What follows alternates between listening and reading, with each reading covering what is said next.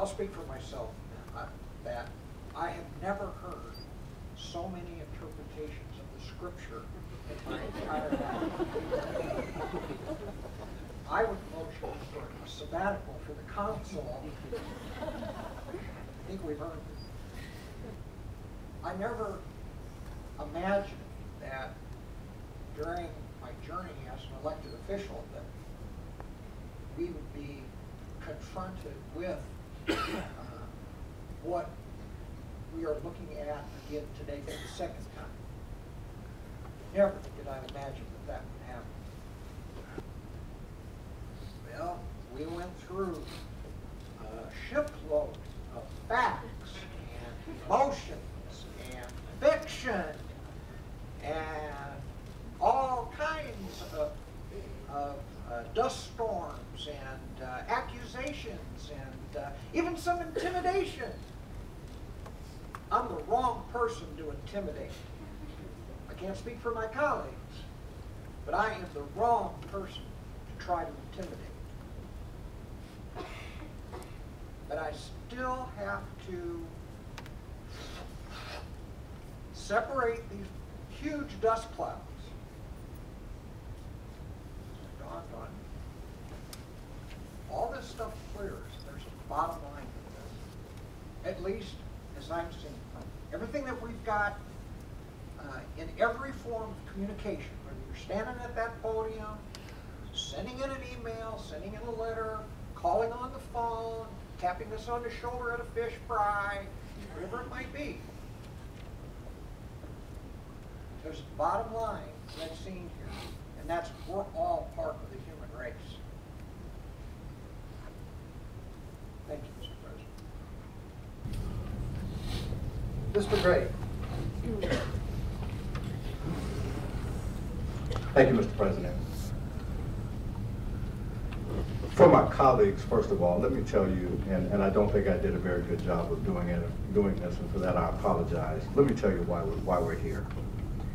We're here, first of all, because after the ordinance failed the first time, I wasn't sure that I was going to bring it back again. As a matter of fact, I had kind of moved on. And I was thinking about it at some point in time, but I didn't know if I was going to do it this soon or if I was going to do it at all.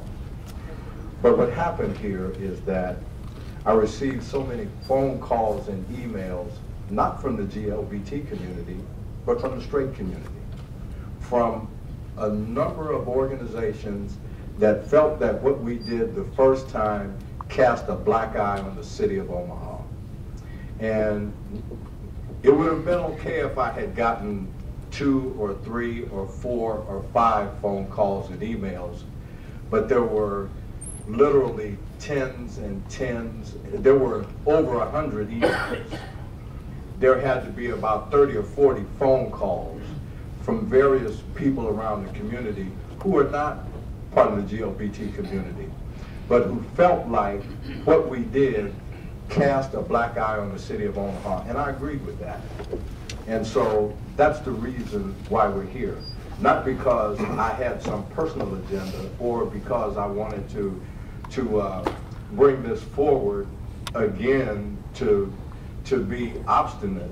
It was because I got so many phone calls, not from the LGBT community, but from the straight community, that felt that what we did was not right and that we needed to revisit it. And they needed to be more included. There were a number of people who did not participate the first time, who are from the straight community, who participated the second time because they thought the first time it was a no-brainer, that this was going to pass and that we were going to move on to other things. And when they saw the outcome, they were upset enough that they called. And they called and they called and they emailed and they wrote and they stopped me in places. And for my colleagues, that's the reason why we're here. Because of those phone calls, because of those emails, because of those contacts. Let me address a couple of other things. It has been intimated that this is a divisive issue, and it has been made worse because of my bringing this forward. I think the fact of the matter is it's been made better, quite frankly, because in a democratic republic, if we don't allow things to be talked about, and they're allowed to stay in the background and fester. We have seen over and over in other countries, and even in here during the American Revolution, what happens when you allow things to fester and you don't talk about them. So it is necessary for us to have this discussion so that we're clear about what the issues are and how we feel, so that it doesn't fester and become something worse later on. The need for this. There have been questions as to whether there's a need for this ordinance or not. And people make assertions that while people have testified, they didn't say anybody who was actually fired or any of those sorts of things. And the fact of the matter is, we still have a number of people who are still afraid to come out. We had a young lady read testimony from another person who was afraid to come out.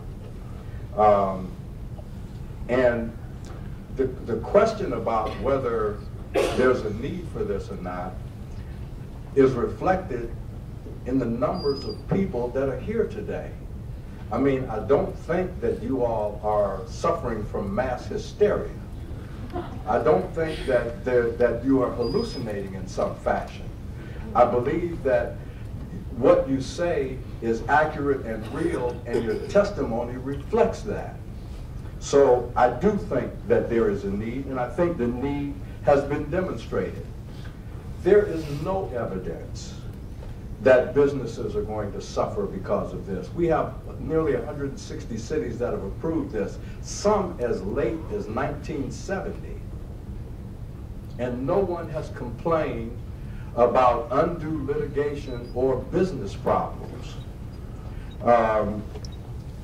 It has been asserted that I'm trying to tell people who to hire. I'm not telling you who to hire, I'm telling you you can't discriminate. There's a difference. You go about your hiring processes the way you normally go about your hiring processes. And if you want to fire someone, you use the process that hopefully most companies have come to use. You evaluate your personnel. You do at least a yearly evaluation. At the end of that yearly evaluation, you tell that employee what they are or are not doing accurately and fairly. And if they continue to not do it, then you have grounds for termination. But to assume that somehow it's going to cost literally, a gazillion dollars in litigation is just not borne out by the facts. There are no facts that indicate that. People said that I'm trying to create a protected class. Class already exists. I'm just trying to make sure that they get the same protections that most of the rest of us in this room already have. That's all I'm trying to do. Just make sure that we're on a level playing field and that everything is fair. That's the reason for this ordinance. That's the reason for my belief that it should pass. I believe that what we're going to do, and let me say that in terms of whether it's real or perceived, outside of this community is going to be real to them. It's going to be real if it appears that this city is unwelcoming. And let me tell you what I hear from other folks outside of the community and what they say. They look at what's going on in another city in our state as it relates to immigration. They look at we are one of only 6 states that outlawed and made it a constitutional amendment to eliminate affirmative action.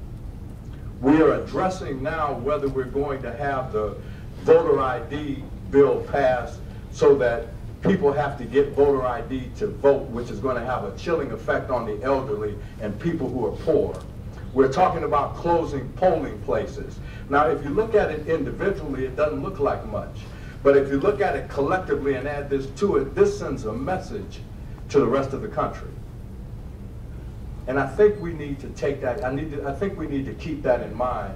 And I think for those who called and not only asked but pleaded with me to put it back on the agenda, I think they have a point, and I think we need to understand that point. Yes, this is divisive, but I didn't create the divisiveness, it was already here. Yes, people are going to be either happy or unhappy with the vote, but that happens a lot. When we are in a democratic republic, which is what we're in, we need to be able to have debate, lively sometimes, spirited sometimes, but always debate that does not get personal. The first time we got personal, and I was disappointed in how personal it got. I have to thank those who were involved the second time and how well things were done. There are two final things that I want to say. The first thing is that last week, these issues get emotional, they get hot, we get tired, we get sleepy, and none of these are excuses. But I made a comment that was offensive to my colleague to my right. I called the amendment a cowardly act. That was inappropriate and unfair, and I made it in public, and my apology has to be in public. And I apologize to my colleague on the right, just in case we don't know which one is left or right, but Garry Gernandt is on my right. Secondly, unless you change something. Secondly, I want to say to those who are in the straight community, and specifically the LGBT community, the young professionals, and all of you who are involved in this process that I work with very closely. My good friend, former State Senator Shelley Keel, and a number of others here in the audience today. It was an honor. It was an honor. I have never seen such dedication. I have never seen the kind of work ethic. I have never seen people come together, gay, straight, black, white, male, female, to address and to bring about what they believe is the efforts to bring about a better city. Inclusive communities, all of you. It was an honor and a privilege to work with you and to serve you. With that, Mr. President, I call the question. It's time to decide this matter.